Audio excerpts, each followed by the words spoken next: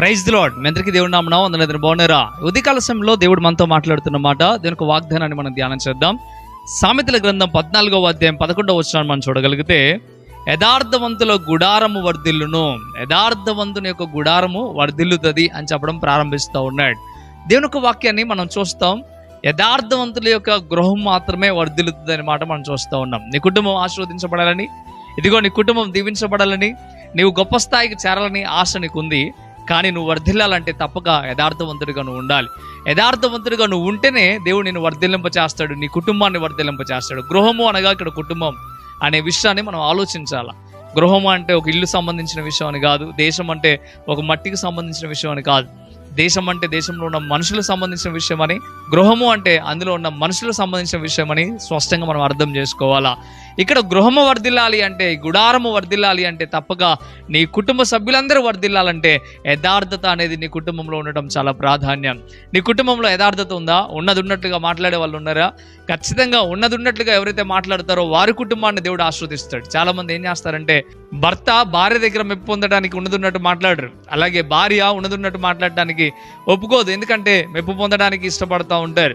ఎందుకయ్యా అంటే, దీనికి వాక్యం చెప్తున్నమాట, మనము యథార్థముగా ఉండాలి. తప్పైతే తప్పని, రైట్ అయితే రైట్ అని, పిల్లల దగ్గర కానీ, భార్య దగ్గర కానీ, భర్త దగ్గర కానీ, ఎక్కడైనా కానీ, ఏ చోటైనా కానీ నీ కుటుంబము యథార్థంగానే ఉండగలగాలి. యెహోషువని గమనించండి.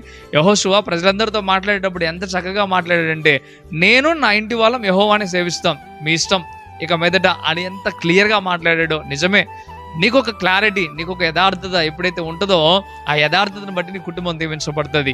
యథార్థవంతుల యొక్క కుటుంబం ఆస్వాదించబడుతుంది. ప్రియమైన బిడ్డలారా, నీ కుటుంబం ఆస్వాదించబడాలంటే తప్పక నువ్వేం చేయాలా?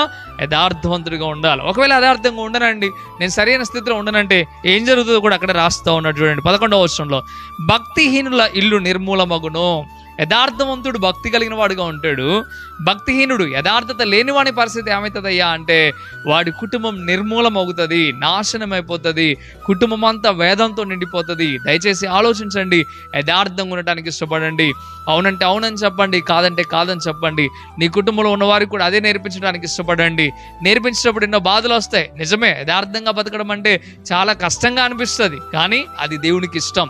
అలా ఉన్నప్పుడే దేవుని కుటుంబాన్ని ఆశీర్వదిస్తాడు.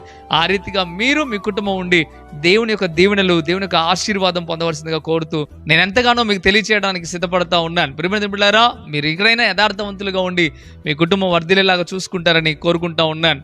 కుటుంబం దీవించబడాలని మోకాళ్ళేసి ప్రార్థన చేస్తే సరిపోదు, కానీ ఎప్పుడైతే ఈ గుణం కలిగి మనం జీవిస్తామో దేవుడు తప్పక మన కుటుంబాన్ని ఆశీర్వదిస్తాడు, ఉన్నతమైన స్థితికి మారుస్తాడు. ఒకవేళ యథార్థత లేకపోతే ఆ కుటుంబం తప్పక నిర్మూలమవుతుంది అనే విషయాన్ని కూడా ఎంత మాత్రం కూడా డౌట్ లేకుండా నిశ్చయంగా చెప్తా ఉన్నాను. ప్రియమైన బిడ్డలారా, చాయిస్ యువర్. ఇక అంతే, మీ ఇష్టం, మీ చేతుల్లోనే ఉంది చాయిస్ అనేది గుర్తుపెట్టుకొని ఇక మీదట మంచి నిర్ణయానికి వస్తారని ప్రభు పేరట కోరుకుంటా ఉన్నాను. మంచిది, ప్రార్థన చేద్దాం. పరిశుద్ధుడా, వందనాలు ప్రభువా. ఈ ఉదయకాల సమయంలో స్పష్టంగా తేటగా నీ ప్రజలతో మీరు మాట్లాడారు. నిజమేనైనా యథార్థత కలిగి మేము ఎప్పుడైతే ఉంటామో మా గుడారం వర్ధిల్లుతుందని మీరు చెప్తా ఉన్నారు. మేమందరము కూడా ఈ వాగ్దానం వింటున్న ప్రతి ఒక్కరు, అయ్యా వెతుకుతున్న నాకు కూడా నా కుటుంబం వర్ధిల్లాలనే ఆశ నాకు ఉంది. మేమందరం కూడా యథార్థత కలిగి ముందు కొనసాగడానికి సహాయం దయచేయండి.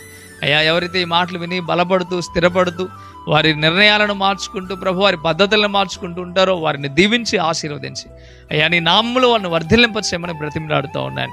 ఏవిడైతే తన కుటుంబం పట్ల భారం కలిగి బాధ్యత కలిగి ఉన్నారో వారి కుటుంబాలు వర్ధిల్లుటకు సహాయం దయచేయండి.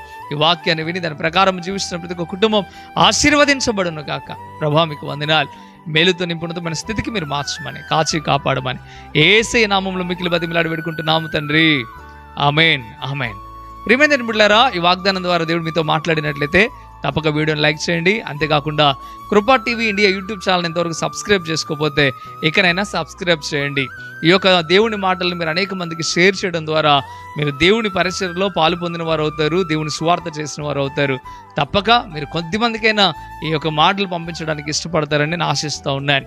ప్రియమైన బిడ్డలారా, ఈ యొక్క పరిచర్య కొండ ప్రాంతాల్లో, మారుమూల ప్రాంతాల్లో జరుగుతూ ఉంది. ఈ పరిచర్యను గురించి మీరు ప్రార్థన చేయండి. అంతేకాకుండా మీ సహకారాన్ని ఈ పరిచర్యకు అందించండి. ఈ పరిచర్యలో మీరు కూడా పాలిభాగస్తులు కావాల్సిందిగా ప్రభు పేరిట మిమ్మల్ని పిలుపునందుతా ఉన్నాను. ప్రభు మీకు, మీ కుటుంబాలకు తోడుగా నేడుగా ఉండి నడిపించి దీవించి ఆశీర్వదించును గాక. ఆమేన్. God bless you.